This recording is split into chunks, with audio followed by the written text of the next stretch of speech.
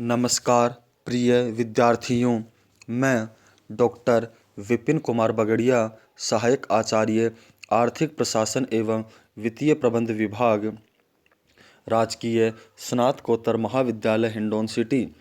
प्रिय विद्यार्थियों, पिछले वीडियो में हमने उपयोगिता के गणनावाचक विचार पर आधारित सीमांत उपयोगिता ह्रास नियम, समसीमांत उपयोगिता नियम के बारे में अध्ययन किया था। आज के इस वीडियो में हम उपयोगिता की क्रमवाचक अवधारणा जो एलन हिक्स पैरेटो ने दी थी उस पर आधारित तटस्थता वक्र विश्लेषण का अध्ययन करेंगे। गणना क्रमवाचक अवधारणा के अनुसार उपयोगिता को मापा नहीं जा सकता है, वरन उपयोगिता को केवल एक क्रम प्रदान किया जा सकता है। एलन हिक्स का यह कहना है कि पहली इकाई की तुलना में दूसरी इकाई से प्राप्त होने वाली उपयोगिता कम है, दूसरी इकाई की तुलना में तीसरी इकाई से प्राप्त होने वाली उपयोगिता क्रम है। इसे मापा नहीं जा सकता है क्योंकि मार्शल ने इसे मापने के लिए जो मुद्रा रूपी पैमाने का उपयोग किया था वह एलन और हिक्स का यह कहना है कि मुद्रा के मूल्य में परिवर्तन होते रहते हैं, इसलिए इसे मापा नहीं जा सकता, केवल क्रम प्रदान किया जा सकता है। उदासीनता वक्र विश्लेषण तकनीक का आविष्कार एक अंग्रेज अर्थशास्त्री एजवर्थ ने अपनी पुस्तक मैथमेटिकल फिजिक्स में सन 1881 में मांग पर प्रतियोगी तथा पूरक वस्तुओं के प्रभाव को स्पष्ट करने के लिए किया था। अमेरिका में 1882 में फिशर द्वारा भी उदासीनता वक्रों का प्रयोग किया गया। उदासीनता वक्र वह रेखा होती है जिस पर स्थित प्रत्येक बिंदु दो वस्तुओं के उन विभिन्न संयोगों को प्रदर्शित करता है जिनमें उपभोक्ता को एक समान संतुष्टि मिलती है। विशेष शब्दों में उदासीनता वक्र वह रेखा है जिसका प्रत्येक बिंदु दो वस्तुओं के ऐसे संयोगों को प्रदर्शित करता है जिससे उपभोक्ता को एक समान संतुष्टि मिलती है। अर्थात उदासीनता वक्र दो वस्तुओं के उन संयोगों को दर्शाता है जहां उपभोक्ता को एक समान संतुष्टि मिलती है। जे के स्मिथ के अनुसार यह उपभोक्ता वक्र दो वस्तुओं के उन संयोगों को प्रदर्शित करने वाला बिंदु मार्ग है जिनमें व्यक्ति उदासीन रहता है, इसलिए इसे उदासीनता वक्र विश्लेषण अर्थात इंडिफरेंस कर्व एनालिसिस भी कहते हैं। हेंडरसन तथा क्वांट के अनुसार वस्तुओं के ऐसे सभी संयोगों जिनमें उपभोक्ता को संतुष्टि का समान स्तर प्राप्त होता है के बिंदु पथ से एक उदासीन वक्र का निर्माण होता है। निष्कर्ष रूप से यह कहा जा सकता है कि उदासीनता वक्र पर स्थित सभी संयोगों से उपभोक्ता को एक समान संतुष्टि मिलती है। उदासीनता वक्र को निम्न तालिका के माध्यम से समझा जा सकता है। संयोग ए संयोग, बी संयोग, सी संयोग, डी संयोग, ई संयोग है जहां अक्ष वस्तु की इकाइयां निरंतर बढ़ाई जा रही हैं। 1 से 2, 2 से 3, 3 से 4, 4 से 5 किया जा रहा है। वहीं y वस्तु की इकाइयों का लगातार 12 से 8, 8 से 5, 5 से 3, 3 से 2 किया जा रहा है। अर्थात जैसे जैसे हम वस्तु अक्ष की इकाइयों को बढ़ाएंगे वैसे वैसे हमें y वस्तु की इकाइयों को घटाना पड़ेगा, क्योंकि प्रत्येक संयोग पर हमें एक समान संतुष्टि प्राप्त होनी चाहिए। जहां MRS XY marginal rate of substitution अर्थात सीमांत प्रतिस्थापन की दर वह दर होती है जिसमें अक्ष वस्तु की एक इकाई बढ़ाने के लिए y वस्तु की त्यागी गई इकाइयां होती हैं। जहां बी संयोग पर हम अक्ष वस्तु की एक अतिरिक्त इकाई के लिए y वस्तु की 4 इकाइयों को तत्पर हैं, वहीं सी संयोग पर अक्ष वस्तु की एक अतिरिक्त इकाई के लिए y वस्तु की 3 ही इकाइयों को त्यागने के लिए तत्पर हैं, क्योंकि यहाँ पर भी सीमांत उपयोगिता ह्रास नियम लागू होता है। क्योंकि जैसे जैसे अक्ष वस्तु की इकाइयाँ लगातार बढ़ती चली जाएगी इसका महत्व कम होता चला जाएगा, इसलिए y वस्तु की त्यागी जाने वाली इकाइयाँ भी निरंतर कम होती चली जाएंगी।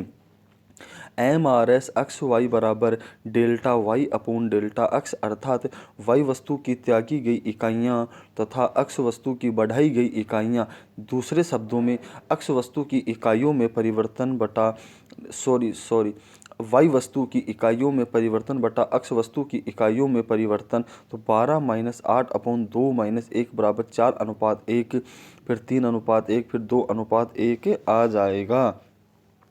इसे इस रेखा चित्र के माध्यम से भी समझा जा सकता है। सीमांत प्रतिस्थापन की दर प्रतिस्थापन की सीमांत दर वह दर है जब एक वस्तु की वह मात्रा है जो दूसरी वस्तु की अतिरिक्त मात्रा प्राप्त करने के लिए इसलिए त्यागी जाती है कि उपभोक्ता का संतुष्टि स्तर पहले जितना ही रहे। M R S X Y बराबर delta Y upon delta X. उदासीनता वक्र की विशेषताओं के बारे में हम अध्ययन करने जा रहे हैं। उदासीनता वक्रों की पहली विशेषता यह है कि ऊंचा उदासीनता वक्र संतुष्टि के ऊंचे स्तर को बतलाता है, या दाहिने ओर का उदासीनता वक्र अधिक संतुष्टि को बतलाता है, जबकि बाएं ओर का उदासीनता वक्र कम संतुष्टि को दर्शाता है, क्योंकि दाहिने ओर के उदासीनता वक्र पर दोनों ही वस्तुओं की अधिक मात्राओं का प्रयोग होता है। चूंकि दोनों ही वस्तुओं की अधिक मात्राओं का प्रयोग होता है, इस कारण दाहिने उदासीनता वक्र अधिक संतुष्टि स्तर को बतलाते हैं।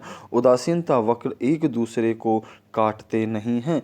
दो उदासीनता वक्र कभी भी एक दूसरे को नहीं काटेंगे, क्योंकि यदि उदासीनता वक्र एक दूसरे को काटेंगे तो पहली विशेषता दाहिने ओर का उदासीनता वक्र अधिक तथा बाईं ओर का उदासीनता वक्र कम संतुष्टि को बतलाता है, इस मान्यता पर आघात पहुँचेगा। तीसरी विशेषता यह है कि उदासीनता वक्र अक्स अक्ष तथा वाई अक्ष को स्पर्श नहीं करते हैं। उदासीनता वक्रों की पहली शर्त यह है कि यह दो वस्तु संयोगों को दर्शाता है। अब यदि उदासीनता वक्र किसी भी अक्ष को स्पर्श करेगा तो वहाँ पर एक वस्तु की मात्रा शून्य हो जाएगी, जबकि यहाँ दो वस्तु संयोगों का होना आवश्यक है। उदासीनता वक्रों का समानांतर होना आवश्यक नहीं। यह कतई जरूरी नहीं है कि दो उदासीनता वक्र एक दूसरे के समानांतर हों, यह अनिवार्य शर्त बिल्कुल भी नहीं है। वह समानांतर हो भी सकते हैं, समानांतर नहीं भी हो सकते हैं। उदासीनता वक्र सदैव ऊपर से नीचे की ओर झुकता हुआ होता है। क्योंकि सीमांत प्रतिस्थापन की दर लगातार घटती हुई होती है। उदासीनता वक्र मूल बिंदु के प्रति उन्नतोदर होता है। उदासीनता वक्र indifference curves are convex to the origin, अर्थात जैसे जैसे हम अक्ष वस्तु की मात्रा बढ़ाएंगे वैसे वैसे हम वाई वस्तु की निरंतर कम इकाइयों का त्याग करते हैं। इसलिए उदासीनता वक्र मूल बिंदु के प्रति उन्नतोदर होते हैं। पूरक वस्तुओं का उदासीनता वक्र एल आकार का होता है।